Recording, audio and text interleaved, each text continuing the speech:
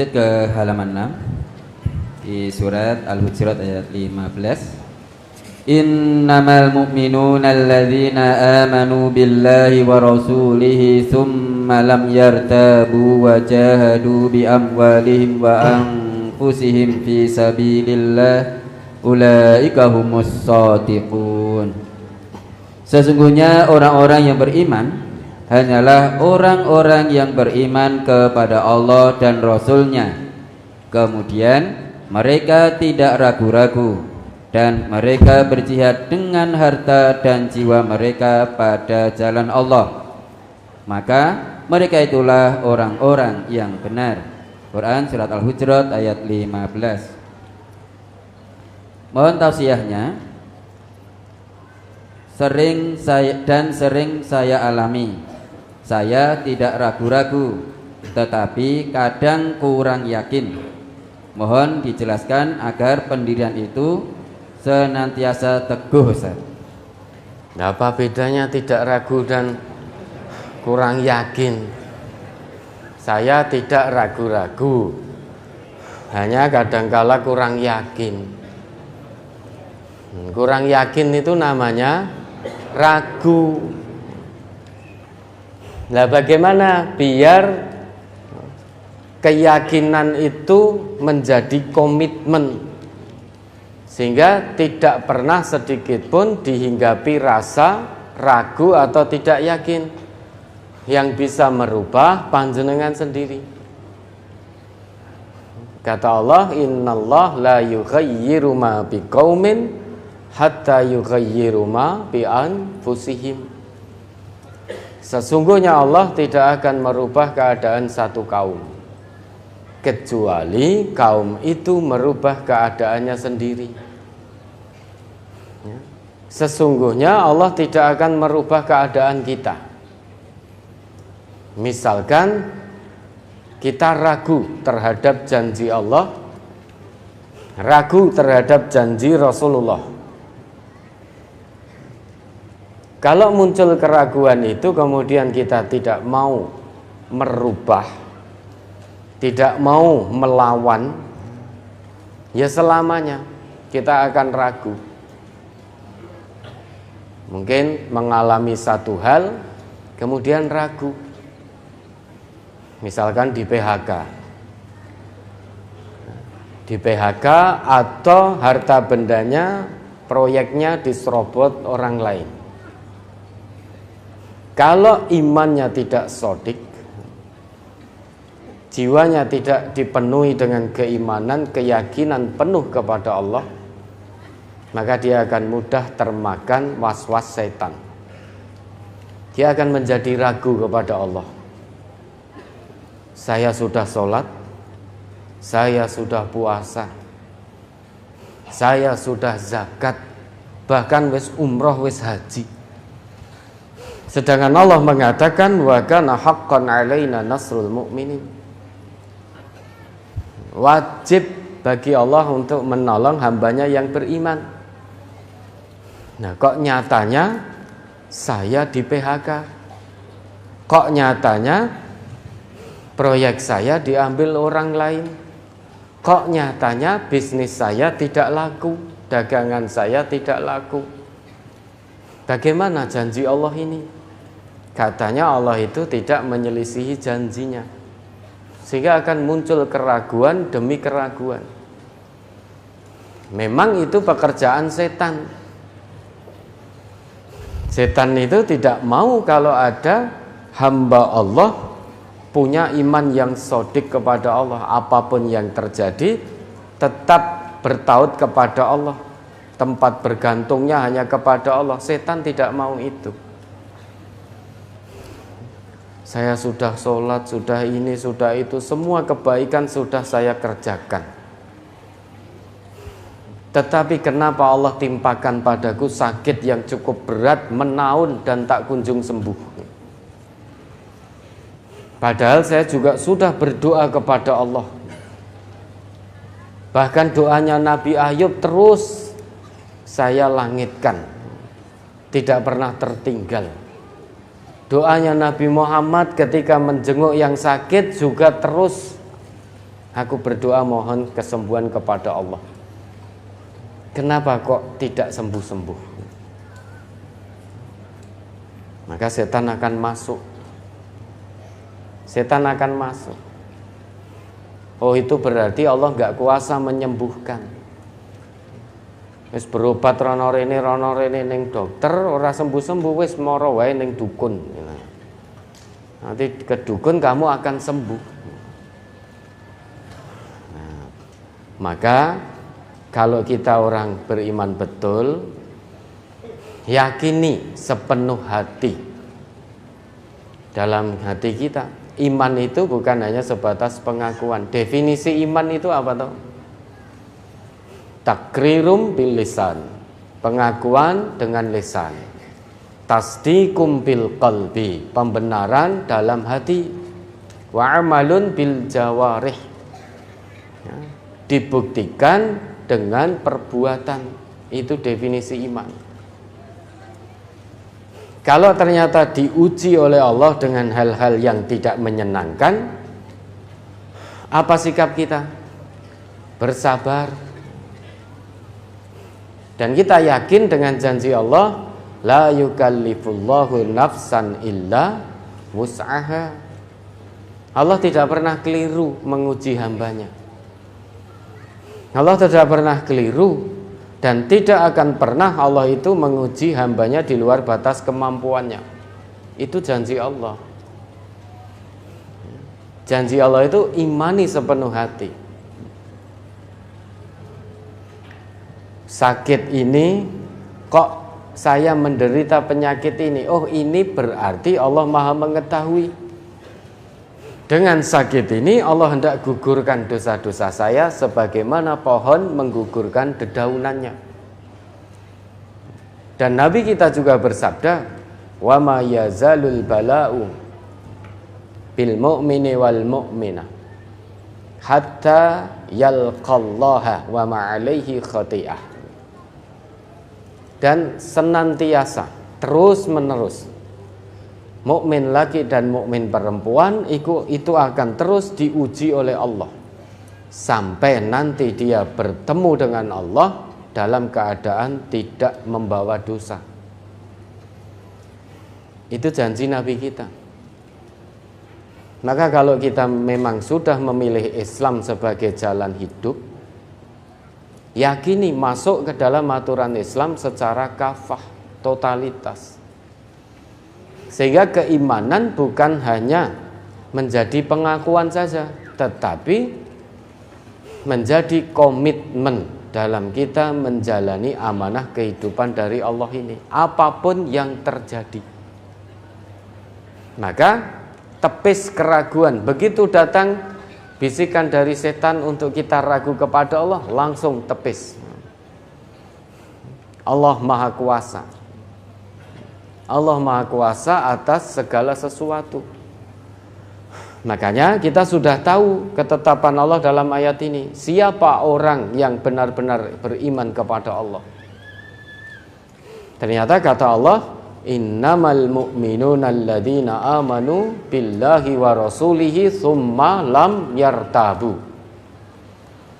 wajahadu bi amwalihim wa anfusihim fi sabilillah ulaika humus shadiqun. Ternyata ini orang imannya sodik di hadapan Allah, yaitu orang yang beriman betul kepada Allah dan juga kepada Rasulullah tanpa adanya keraguan sedikit pun terhadap apa yang sudah Allah janjikan dan Rasulullah janjikan. Kemudian keyakinannya itu, keimanannya itu dalam ayat ini dibuktikan dengan mujahadah, kesungguhan harta, kesungguhan jiwa, berjuang bersungguh-sungguh di jalan Allah, hanya mencari ridha Allah. Itulah orang-orang yang imannya sodik.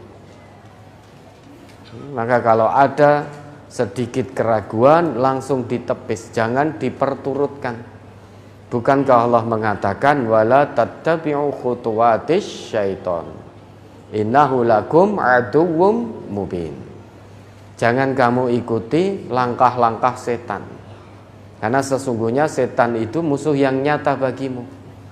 Bagaimana caranya agar kita tidak mengikuti langkah setan? Allah berikan satu cara agar kita tidak terjerumus mengikuti langkah setan. Apa itu? Yaitu jadikan setan sebagai musuh. Fattakhidhuhu aduwa. Coba diingat kembali itu Quran surat Fatir ayat 5 dan 6 itu.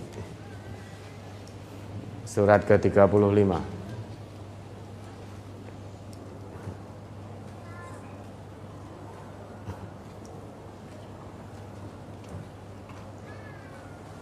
Surat Fatir surat ke-35 ayat 5 dan 6. Ya ayyuhan nasu inna wa'dallahi haqqun fala taghurrannakumul hayatud dunya wala yaghurrannakum billahil ghurur.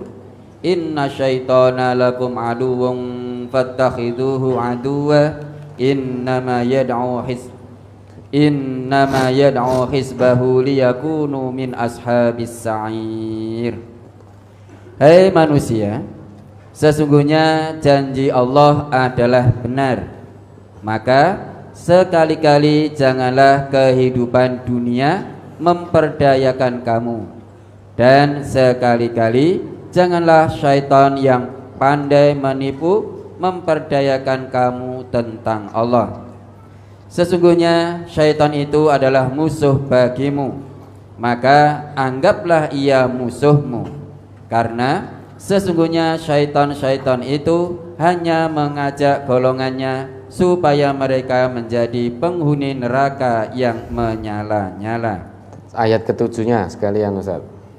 Alladzina kafaru lahum adzabun syadid walladzina amanu wa amilus solihati lahum maghfiratu wa ajrun kabir. Orang-orang yang kafir bagi mereka azab yang keras, dan orang-orang yang beriman dan mengerjakan amal soleh bagi mereka ampunan dan pahala yang besar.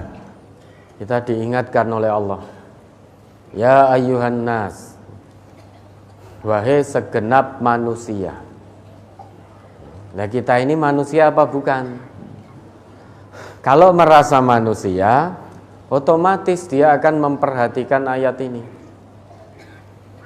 Tapi kalau dia sudah merasa bukan manusia, dia akan abaikan ayat ini. Ya, dalam ayat ini Allah mengingatkan semua manusia. Ya ayyuhan nas, inna wa'dallahi haqq. Sesungguhnya janji Allah, apapun yang Allah janjikan itu hak, nyata. Oleh karenanya, fala taghurrannakumul hayatud dunya wala yaghurrannakum billahil ghurur. Jangan kamu terperdaya oleh kehidupan dunia. Kehidupan dunia ini kalau kita ingin tahu Bapak Ibu, ini kehidupan yang menipu. Kehidupan penuh dengan permainan dan sendaguro. Kesenangannya saja itu menipu, sedikit dan menipu. Mata'un qalil dan mata'ul ghurur. Kesenangan dunia itu hanya sedikit, karena tidak semua dunia ini, kesenangan dunia kita miliki, tidak. Hanya sebagian saja yang bisa kita rasakan, bisa kita nikmati. Dibagi oleh sekian banyak nyawa, maka kesenangannya sedikit. Oleh karenanya kesenangannya menipu, karena akan selesai kehidupan dunia ini. Segala hal yang kita nikmati dari dunia ini, entah itu pangkat, jabatan, keluarga, harta, kekayaan, ilmu, titel akademik, semuanya pasti akan selesai. Itu tidak kekal abadi. Dan semua manusia sebetulnya sudah mengetahui itu, akan menipunya dunia. Namun tidak sedikit yang tertipu. Kenapa kok manusia bisa tertipu oleh dunia? Karena mengikuti bujuk rayu setan yang memang pandai menipu manusia dari jalan Allah. Oleh karenanya di ayat 6-nya lebih tegas lagi Allah jelaskan innasyaitona lakum adu. Sesungguhnya setan itu bagimu adalah musuh. Karena setan itu musuh, jangan diperlakukan sebagai sahabat setia.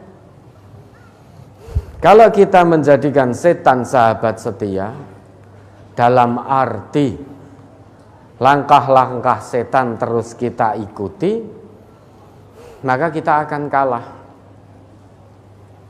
Musuh kok dijadikan sahabat setia, maka kita akan kalah. Yang terjadi, kita akan tertipu oleh dunia gara-gara mengikuti bujuk rayu setan. Lah bagaimana biar tidak kalah, biar tidak tertipu? Maka fattakhiduhu aduwa, kata Allah begitu. Perlakukan setan sebagai musuh. Jangan perlakukan dia sebagai teman. Karena dia itu musuhmu, bukan temanmu. Yang namanya musuh harus dikalahkan. Kalau sampai kita tidak bisa mengalahkan musuh, berarti kita yang akan kalah. Kalau nanti kita kalah, ya sudah akan jadi temannya setan. Innama yad'u hisbahu liyakunu min ashabis sa'ir. Besok di neraka dadi koncone setan. Kenapa? Karena sejak di dunia kita sudah berteman dengan setan. Maka pertemanan itu akan berlanjut sampai ke neraka. Na'udzubillah. Dan ayat ketujuhnya itu merupakan janji dari Allah yang hak tadi. Alladzina kafaru lahum adzabun syadid. Bagi orang-orang yang kufur, yang menutup kebenaran dinullah ini, kebenaran agama Allah ini, yang ragu, salah satunya ragu terhadap janji Allah dan ragu terhadap janji Rasulullah, sekalipun dia Islam, tapi punya sifat menutup kebenaran agama Allah. Berarti siap-siap sudah menanti, disiapkan oleh Allah siksa yang sangat keras. Bagi orang kafir itu sudah jelas. Orang di luar Islam sudah jelas. Tempatnya pasti di neraka. Bagi orang Islam yang suka menutup kebenaran agama Allah, kafir itu berasal dari kata kafaro. Makna dasarnya menutup. Kalau saya begini, saya kafir. Karena saya menutup wajah dengan kertas ini. Perbuatan yang sedang saya lakukan, saya sedang berbuat kafir karena menutup. Maka petani itu yang kerjaannya menutup benih dengan tanah, oleh Allah di dalam Quran surat Al-Hadid ayat 20 disebut kufar, jamak dari kafir. Bukan berarti kafir akidah. Ini mohon maaf, Bapak Ibu petani, panjenengan bukan kafir, tetapi perbuatan panjenengan menutup itu dinamakan kafir karena jenengan menutup benih dengan tanah. Kalau kita tarik ke konteks penghambaan diri kepada Allah, berarti menutup kebenaran yang datangnya dari Allah dan juga Rasulullah. Allah perintahkan jangan ragu terhadap Quran, terhadap janji Allah. Jangan ragu terhadap janji Rasulullah. Lah kok kita ragu? Keraguan itu muncul karena mengikuti hawa nafsu setan. Kalau tidak kita lawan, maka dia akan menjadi teman. Kalau dia jadi teman, kita akan kalah, tertipu. Akhirnya kita menjadi tidak percaya, tidak yakin dengan janji Allah, janji Rasul. Kemudian yang terjadi, kita meninggalkan apa yang menjadi ketetapan Allah dan juga ketetapan Rasul. Kalau itu dilakukan, maka ancaman dari Allah, lahum adzabun syadid. Dia akan mendapatkan siksa yang keras. Walladzina amanu wa 'amilus sholihat lahum maghfiratu wa ajrun kabir. Walladzina amanu. Adapun janji Allah terkait dengan orang yang beriman dan imannya dibuktikan dengan amal soleh. Ayat itu kan berbunyi walladzina amanu wa 'amilus sholihat. Sehingga iman bukan hanya sebatas pengakuan di lisan, saya beriman kepada Allah. Bukan hanya sebatas itu. Kalau memang betul kamu beriman kepada Allah, buktinya apa? Karena iman tidak cukup hanya di lisan. Buktinya apa? Ternyata dibuktikan dengan amal soleh. Kalau ada orang, termasuk kita mungkin, hanya pandai dan hanya suka ngaku iman di lisan, namun tidak mau membuktikan keimanannya dengan berbuat baik, dengan beramal soleh, maka imannya dipertanyakan di hadapan Allah. Jangan-jangan iman kita kadzib, hanya seneng ngaku tok, tetapi tidak diikuti, tidak dibuktikan dengan perbuatan. Iman yang seperti itu kadzib, bohong, dusta. Iman yang shodiq itu selain dia ngaku iman, dibuktikan dengan beristiqomah mengerjakan amal soleh. Kalau itu bisa dilakukan, janji Allah lahum maghfiratu wa ajrun kabir. Bagi orang-orang yang bisa membuktikan keimanannya dengan amal soleh, maka baginya ampunan dari Allah dan pahala yang besar. Ini janji Allah. Dan itu hak nyata. Kalau kita ingin buktikan, silahkan pilih dari dua keadaan ini. Mau menutup kebenaran agama Allah, ragu dengan ketetapan Allah dan Rasul, buktikan kalau itu yang dipilih, nanti akan betul-betul terbukti. Di hadapan Allah, seret masuk neraka, menerima siksa yang sangat keras.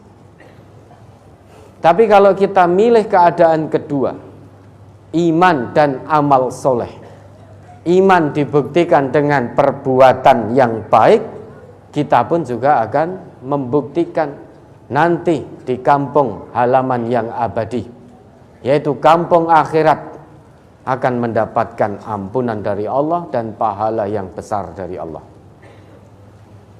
Lah sekarang, kalau kita ragu, apa yang dilakukan? Tajdidul iman, perbarui keimanan.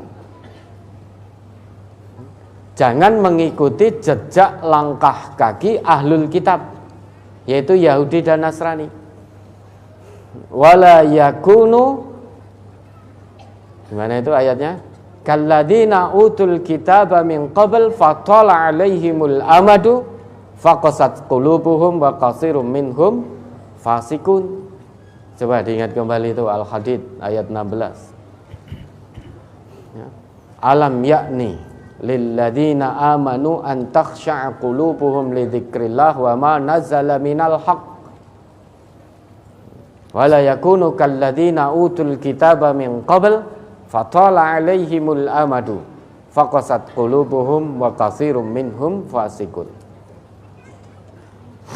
Surat Al-Hadid surat ke-57 ayat 16. Alam ya'ni lilladzina amanu an takhsha'a qulubuhum li dzikrillahi wa ma nazala minal haqqi wa la yakunu kalladzina utul kitab ولا يكونوا كالذين أوتوا الكتاب من قبل فطال عليهم الأمد فقست قلوبهم wa katsirum minhum fasiqun. Belumkah datang waktunya bagi orang-orang yang beriman untuk tunduk hati mereka mengingat Allah dan kepada kebenaran yang telah turun kepada mereka. Nah, ini dulu Bapak Ibu membaca ayat ini. Tapi berkali-kali kami sampaikan, membaca ayat Allah jangan hanya dengan mata di kepala, tetapi harus membaca dengan mata hati. Mata di kepala boleh tidak melihat, namun jangan sampai mata hati kita ikut-ikutan tidak melihat. Karena kalau mata hati tidak melihat akan tersesat jalan kita. Di sini Allah menyindir kita dengan sangat halus sekali. Kita kan sudah ngaku beriman. Ini peringatan Allah kepada hambanya yang beriman sekaligus sindiran yang sangat halus. Kalau kita baca ayat ini dengan mata hati, maka kita akan bisa mengambil ibrah, hati kita akan bergetar. Alam yakni lilladzina amanu an takhsha'a qulubuhum li dzikrillah wa ma nazala minal haqq. Kita disindir oleh Allah. Belumkah tiba saatnya? Sekarang ini, detik ini kita membaca ayat ini. Kalau ternyata sampai detik ini hati kita belum khusyuk, tunduk patuh mengingat Allah, belum khusyuk, tunduk patuh mengikuti kebenaran yang Allah turunkan yaitu Al-Quran, belum menjadikan Al-Quran sepenuhnya sebagai jalan hidup kita, lantas kapan lagi? Karena nanti siang kita sudah mati. Mungkin gak nanti siang kita mati? Mungkin. Jam 12 ketika mari diakhiri terus kita meninggal, mungkin gak? Mungkin sekali. Bukan mustahil. Jangankan jam 12, nanti setengah 10 kita meninggal, mungkin gak? Sangat mungkin. Tapi insya Allah saya tidak kesusu. Monggo yang mau duluan ya boleh. Sangat mungkin setengah 10 kita meninggal. Bahkan saat ini 1 menit ke depan kita meninggal, itu sangat mungkin. Maka kalau detik ini kita belum khusyuk tunduk patuh kepada Allah, terus kapan lagi? Sudah tidak ada waktu bagi kita. Sudah tidak ada waktu. Maka ini sindiran yang sangat halus dari Allah, tapi maknanya luar biasa, menggetarkan jiwa. Kalau saat ini belum khusyuk, belum tunduk patuh, setelah membaca ayat ini, memahami ayat ini, kok hatinya tetap tidak tersentuh untuk berubah, padahal dia sudah mengaku beriman, lantas kapan lagi? Sudah tidak ada waktu lagi bagi kita, karena sebentar lagi kita akan mati. Seseorang kalau sudah mati, maka tidak punya kesempatan lagi untuk beramal. Karena yang namanya alam barzakh, kampung akhirat, bukan tempat untuk beramal. Tempat beramal itu adalah dunia. Sedangkan di kampung akhirat itu tempat perhitungan amal, bukan tempat beramal lagi.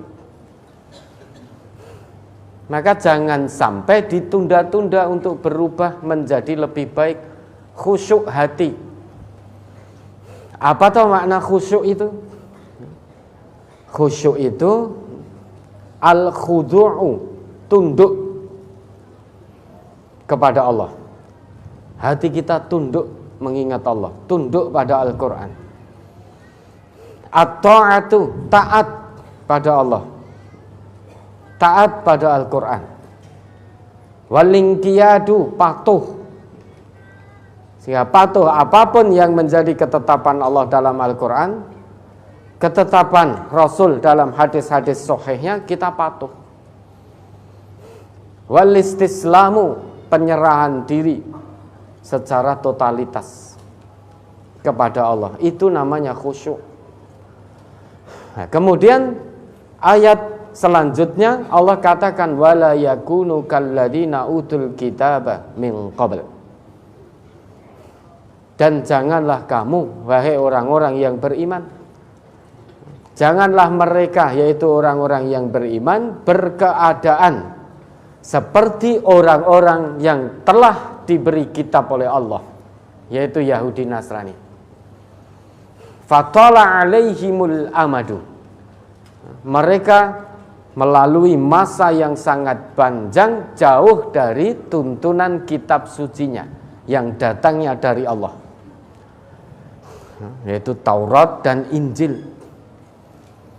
Taurat dan Injil yang asli itu dari Allah. Kalau saat ini keasliannya dipertanyakan, karena menurut Allah sudah dirubah-rubah. Menurut Allah sudah dirubah-rubah. Allah yang maha mengetahui semuanya. Dari mana kita tahu kalau Taurat dan Injil saat ini sudah dirubah-rubah? Dari Allah yang memberitahu itu.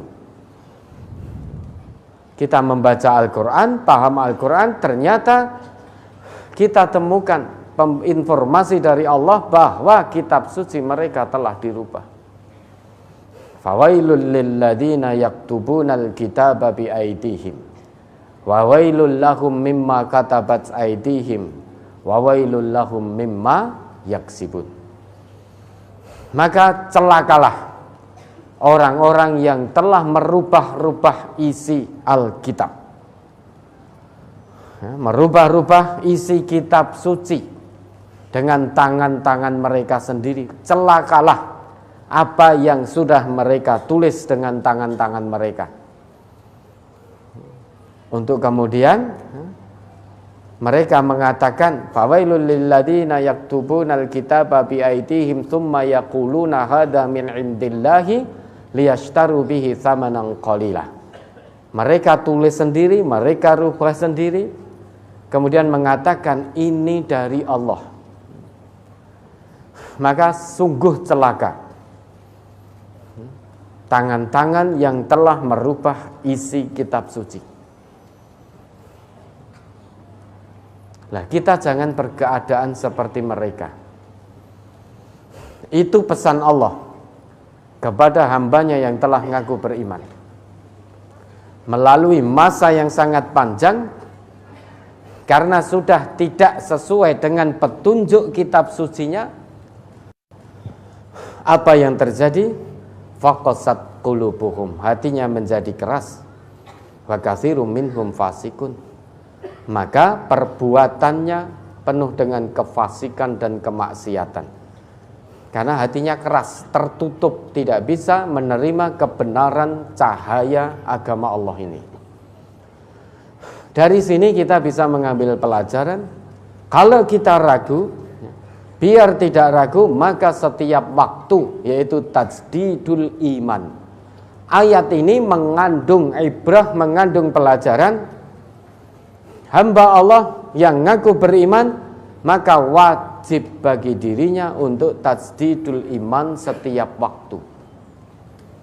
Biar tidak berlalu masa yang panjang jauh dari kitab suci Al-Quran sehingga hati menjadi keras. Biar hati ini tidak keras, maka penting untuk memperbarui keimanan setiap waktu. Caranya bagaimana? Dengan banyak mengingat Allah dimanapun kita berada, dan mengikuti petunjuk Al-Quran secara kafah dimanapun kita berada, bagaimanapun kondisi kita. Baik dalam kondisi senang ataupun susah, jangan pernah tinggalkan Al-Quran. Senantiasa merasa diawasi oleh Allah, baik dalam kesendirian maupun di tengah orang-orang yang ramai, di tengah orang banyak, baik sendiri maupun bersama yang lain, tetap merasa diawasi oleh Allah, sehingga sulit untuk berbuat maksiat. Karena kita merasa diawasi oleh Allah. Dimanapun kita berada, Allah pasti mengawasi kita. Belum lagi, selain Allah Maha mengawasi kita, Allah perintahkan malaikat-malaikatnya secara bergiliran untuk membersamai hamba-hambanya.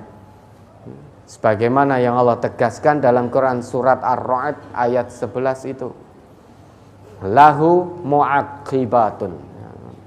Ar-Ra'd ayat 11. Oke, diingat Ustaz. Sehingga pengawasan Allah itu berlapis. Quran surat Ar-Ra'd surat ke-13 ayat 11. Lahu mu'aqibatum min baini yadayhi wa min khalfihi yahfazunahu min amrillah.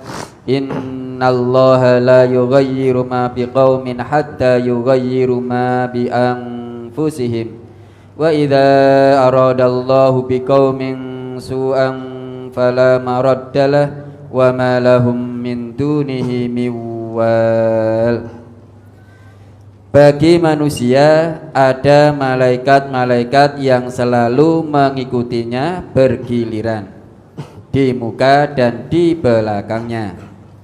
Mereka menjaganya atas perintah Allah. Sesungguhnya Allah tidak merubah keadaan sesuatu kaum sehingga mereka merubah keadaan yang ada pada diri mereka sendiri. Dan apabila Allah menghendaki keburukan terhadap sesuatu kaum, maka tidak ada yang dapat menolaknya, dan sekali-kali tidak ada pelindung bagi mereka selain Dia. Bagi yang mau meragukan Allah, bagi yang mau berbuat maksiat, tunggu dulu, penggalih dulu, dipikirkan dulu. Ya, selain Allah Maha mengetahui, ternyata Allah juga utus para malaikatnya secara bergiliran untuk membersamai kita. Sehingga setiap waktu secara bergiliran manusia itu semuanya dibersamai oleh malaikat-malaikat Allah. Maka bagi yang berbuat baik akan dicatat. Bagi yang bermaksiat juga akan dicatat. Padahal sebetulnya sangat cukup hanya Allah yang mengawasi karena Allah Maha mengetahui. Namun ternyata Allah kirimkan malaikatnya supaya apa? Supaya kita manusia tambah yakin bahwa Allah itu Maha mengetahui. Selain itu, ternyata pengawasan Allah yang sangat sempurna berlapis terhadap hamba-hambanya ini. Selain Allah sendiri yang mengawasi, Allah kirimkan malaikatnya. Ternyata di tubuh kita ini pun ditanam oleh Allah satu tulang untuk mengawasi gerak-gerik kita. Tulang itu namanya ajbud dzanab, tulang ekor. Dalam sebuah sabda Nabi, beliau bersabda, inna fil insani adman, sesungguhnya pada setiap diri manusia ada satu tulang. La ta'kuluhul ardu abadan, dia tidak akan bisa dihancurkan oleh tanah selama-lamanya. Wa minhu yurakkabu yaumal qiyamah, dan dari tulang ini dia akan dibangkitkan, akan disusun ulang. Jadi tulang belulang, orang meninggal itu tulang belulangnya semua tubuhnya akan hancur lebur dimakan oleh tanah, diurai oleh tanah. Semua anggota tubuhnya akan diurai oleh tanah satu persatu. Tapi ada satu tulang, sampai kapanpun tanah, bumi tidak mampu untuk menghancurkan tulang ini. Para sahabat bertanya, Ayu admin huwa ya Rasulullah. Tulang yang dimaksud itu tulang apa wahai Rasul? Jawab Nabi, ajbud dzanab, yaitu tulang ekor. Dari sabda Nabi ini kemudian para ilmuwan, baik ilmuwan Amerika, Eropa, Cina, Timur Tengah, semuanya melakukan penelitian tentang tulang ekor. Ada yang dilindas, ditumbuk, diremukkan, dibakar sampai hangus, kemudian dimasukkan ke dalam zat asam dengan kadar yang tinggi. Ternyata sel-sel kimiawi yang ada dalam tulang ekor itu tetap hidup. Maka sungguh masuk akal sekali. Kalau dengan kemajuan zaman, kemajuan teknologi sekarang ada CCTV, ya, sehingga bisa untuk mengawasi dengan CCTV itu. Namun CCTV manusia bisa dikelabui. Ada CCTV jangan pirsa tutupi apa diambil itu jangan berbuat sudah tidak ketahuan. Atau diambil, dibuang, dihilangkan, dikaburkan. Maka apapun yang dilakukan manusia sudah tidak tahu. Tetapi CCTV yang Allah tanam dalam tubuh kita berupa tulang ekor itu tidak akan bisa rusak, tidak akan bisa hancur, tidak akan bisa dikelabui oleh siapapun. Maka bagi siapapun yang telah ngaku beriman kepada Allah, kalau mau meragukan janji Allah, mau ragu terhadap Allah dan Rasulullah, mau berbuat maksiat, pikirkan dulu baik-baik. Pengawasan Allah terhadap hambanya itu berlapis dan sangat sempurna. Selain Allah sendiri yang mengawasi, yang maha mengetahui, Allah kirimkan malaikatnya secara bergiliran untuk mengawasi hambanya. Dan dalam tubuh setiap manusia Allah tanam CCTV-nya yang namanya tulang ekor. Sehingga apapun yang kita kerjakan, dimanapun kita berada, baik sendirian, tidak ada orang yang melihat, tetap akan ketahuan. Karena semuanya terekam. Nah, maka kalau mau ragu, mau bermaksiat, pikirkan baik-baik. Jangan turuti hawa nafsu. Nah, maka butuh tajdidul iman dengan senantiasa merasa diawasi oleh Allah setiap waktu dengan mengikuti petunjuk Al-Quran setiap saat. Dengan begitu, iman dalam jiwa akan semakin bertambah setiap harinya, setiap detik, menit, jam, hari, pekan, bulan, tahun, dan lain sebagainya. Imannya semakin naik, semakin naik, semakin naik. Ya, mudah-mudahan bisa dipahami. Ada lagi?